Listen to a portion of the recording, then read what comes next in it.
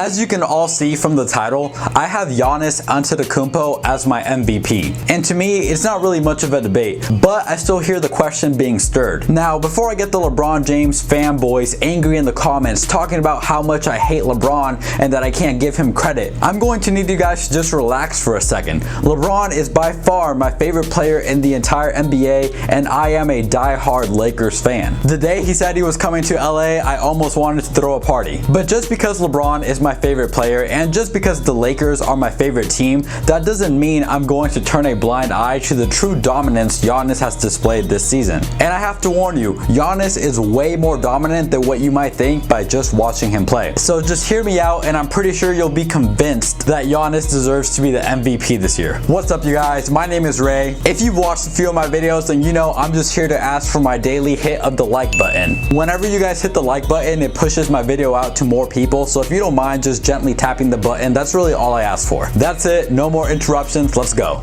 Let's start off by talking about LeBron's stats and accomplishments this season. Even though you guys already know I have Giannis as my clear-cut MVP, it wouldn't be an unbiased argument if I only talked about Giannis's accomplishments and ignored LeBron's, like this guy would do right here. LeBron's team has the best record in the Western Conference and the second best record in the entire NBA. Want to take a guess who has the best record in the NBA? So yes, it's good to be able to make the argument that you were able to keep your team as the second best team record-wise in the NBA, but it's not really that good of an argument when the guy we're comparing you to has his team first in the NBA. Another argument for LeBron being MVP is that throughout his time in the Eastern Conference, he went to 8 straight finals. So when LeBron went to the finals in such consecutive fashion, LeBron's critics were saying that he wouldn't be able to do that in the West, and that he would never lead a team to the first seed in the Western Conference. Well, this year, what is LeBron's team? First in the West. It's an accomplishment, don't get me wrong, but just think about it this way.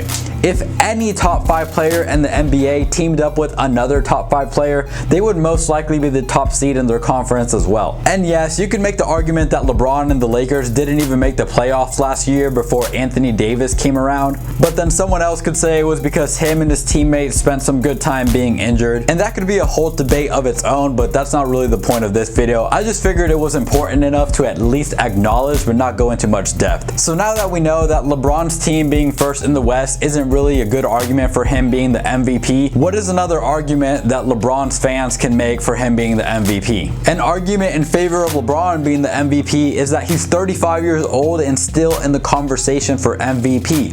That in itself is good enough to be MVP, right? And listen, I get where their argument stems from, and yes, it is impressive that LeBron is this dominant at the age of 35, and as a Laker fan, I couldn't be happier, but the MVP award isn't an award for longevity. If that were the case, let's say you go into a job interview and you are younger than the next candidate. You are more productive on the job and you are more efficient.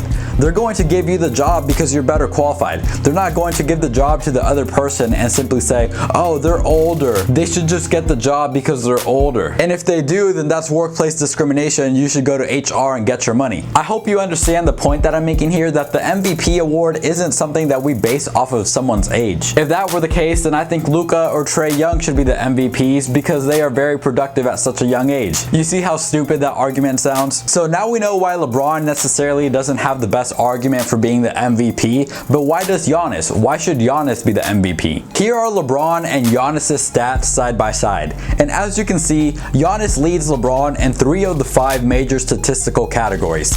Something these stats won't tell you is that Giannis is the NBA leader in points per minute. So in other words, if Giannis played as many minutes as James Harden, he would most likely be the NBA's leading scorer in points per game as well. Giannis's field goal percentage is also higher than LeBron's, but I'm not going to use that in his favor because LeBron is taking more jump shots and more fadeaway shots than Giannis, whereas Giannis pretty much scores the majority of his points in the paint. However, with that being said, I do think field goal percentage is one of those things that I can't brush over, but you all just heard my reasoning behind saying that the field goal percentage argument isn't necessarily the best argument for Giannis, simply because of where the majority of his points come from. But here's the kicker. Even though we aren't going to use the field goal percentage argument, there is another basketball measurement that takes into account a lot more than just field goal percentage, and that is the PER, or player efficiency rating. PER takes into account a player's points, rebounds, steals, assists, field goal percentage, free throw percentage, turnovers, etc. etc. Although the stat isn't flawless, it does give a more in-depth look at what a player is actually doing on the court